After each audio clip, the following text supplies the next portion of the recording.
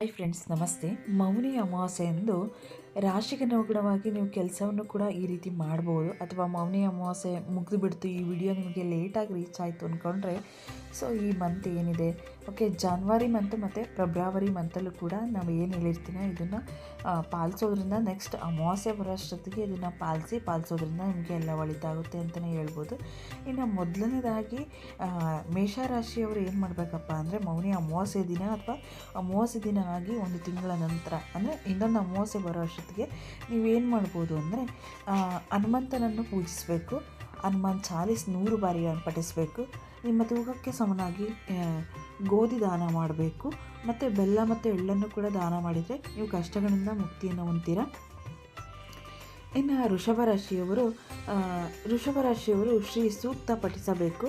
ಹಸುವಿಗೆ ಪಾಲಕ್ ಸೊಪ್ಪನ್ನು ತಿನ್ನಿಸಿ ಕಂಬಳಿಯನ್ನು ದಾನ ಮಾಡುವುದಲ್ಲದೆ ಅಕ್ಕಿ ಮತ್ತು ಸಕ್ಕರೆಯನ್ನು ಕೂಡ ದಾನ ಮಾಡ್ಬೋದು ನೀವು. ಇನ್ನು ಮಿಥುನ ರಾಶಿಯವರು ಮೌನಿ ಅಮಾವಾಸ್ಯೆಯನ್ನು ಪುಣ್ಯ ಪ್ರಾಪ್ತಿಯಾಗಬೇಕೆನ್ನುವರು ಶ್ರೀ ವಿಷ್ಣು ಸಹಸ್ರನಾಮವನ್ನು ಪಠಿಸಬೇಕು. ಹಾಗೆಯೇ ಬಡವರಿಗೆ ಕಂಬಳಿ ಮತ್ತು ಹೆಸರು ಬೇಳೆಯನ್ನು ಕೂಡ ನೀವು ದಾನ ಮಾಡ್ಬೋದು. ಇನ್ನು ಕರ್ಕರಾಶಿಯವರು ಶಿವನ ಆರಾಧನೆ ಮಾಡುವುದರಿಂದ ನಿಮ್ಮ ಪಾಪ ಕಳೆಯುತ್ತದೆ. ದುರ್ಗಾ ಸಪ್ತಶತಿ ಪಠಿಸುವುದು ಕೂಡ ಪ್ರಯೋಜನಕಾರಿಯಾಗಿದೆ. ಈ ರಾಶಿಯವರು ತೂಕಕ್ಕೆ ತಕ್ಕಂತೆ ಅಕ್ಕಿಯನ್ನು ಕೂಡ ದಾನ ಮಾಡಬೇಕು. ಇನ್ನು ಸಿಂಹರಾಶಿಯವರು ಈ ಶ್ರೀ ಆದಿತ್ಯ ಹೃದಯ ಸ್ತೋತ್ರವನ್ನು 3 ಬಾರಿ ಪಠಿಸಬೇಕು. ಗೋಧಿ ಮತ್ತು ಬೆಲ್ಲವನ್ನು ಕೂಡ ದಾನ ಮಾಡುವುದರಿಂದ ಹೆಚ್ಚು ಪ್ರಯೋಜನ ಪ್ರಾಪ್ತಿಯಾಗುತ್ತದೆ.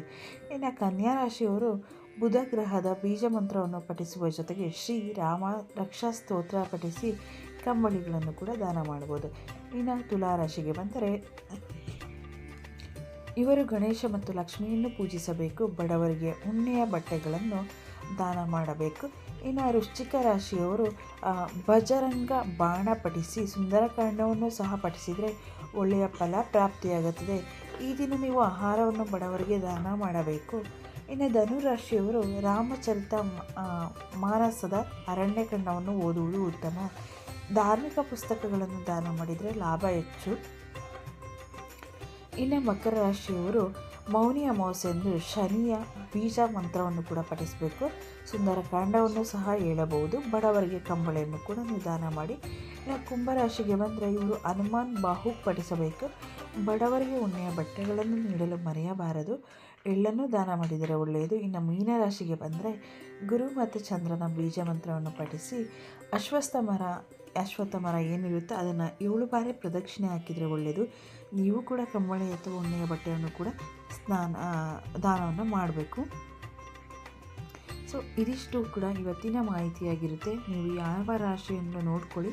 ಸೊ ಅಮಾವಾಸ್ಯೆಯಾಗಿ ಒಂದು ತಿಂಗಳಿಗೆ ತಕ್ಕ ಟೈಮ್ ಇರುತ್ತೆ. ನೆಕ್ಸ್ಟ್ ಅಮಾವಾಸ್ಯೆ ಬರೋ ಅಷ್ಟೊತ್ತಿಗೆ ನೀವು ನಿಮ್ಮ ರಾಶಿ ಯಾವುದನ್ನು ನೋಡಿ ನೀವು ಈ ರೀತಿ ಅನುಸರಿಸೋದ್ರಿಂದ ನಿಮ್ಮ ಜೀವನದಲ್ಲಿ ತುಂಬ ಬದಲಾವಣೆಗಳನ್ನ ನೀವು ಕಾಣ್ತೀರಾ. ನೀವು ನೋಡಿ ಬೇಕಾದರೆ ಯಾವ್ಯಾವ ರಾಶಿಗೆ ಏನೇನು ಅಂತಲೂ ಕೂಡ ಹೇಳಿದ್ದೀನಿ. ನೀವು ಈ ರೀತಿ ಮಾಡೋದ್ರಿಂದ ನಿಮ್ಮ ಜೀವನವೇ ಬದಲಾಗುತ್ತೆ ಅಂತಲೇ ಹೇಳ್ಬೋದು. ಸೊ ಆದಷ್ಟು ಬೇಗ ಎಲ್ಲರೂ ಕೂಡ ಮಾಡಿ. ಯಾವುದೇ ಮೌನಿ ಅಮಾವಾಸ್ಯೆ ಅಂತಲೇ ಅಲ್ಲ, ಬೇರೆ ಯಾವುದೇ ಅಮಾವಾಸ್ಯೆ ಬಂದರೂ ಕೂಡ ನೀವು ಈ ರೀತಿ ಮಾಡೋದ್ರಿಂದ ನಿಮಗೆ ಒಳಿತಾಗುತ್ತೆ ಅಂತಲೇ ಹೇಳ್ಬೋದು. ಬಟ್ ಇಲ್ಲಿ ಮೌನಿ ಅಮಾವಾಸ್ಯೆ ಇರೋದ್ರಿಂದ ಮೌನಿ ಅಮಾವಾಸ್ಯೆನ ನಾವು ಕೊಟ್ಟಿದ್ದೀವಿ ಆ ರೀತಿ. ಓಕೆನಾ? ಇನ್ನೂ ಏನಾದರೂ ಬೇಕಿದ್ದರೆ ಕಮೆಂಟ್ ಮಾಡಿ. ಈ ವಿಡಿಯೋ ಇಷ್ಟ ಆದರೆ ಲೈಕ್ ಮಾಡಿ. ನಮ್ಮ ಚಾನಲನ್ನು ಸಬ್ಸ್ಕ್ರೈಬ್ ಮಾಡೋದನ್ನು ಮರಿಬೇಡಿ. Thanks for watching. Bye, take care.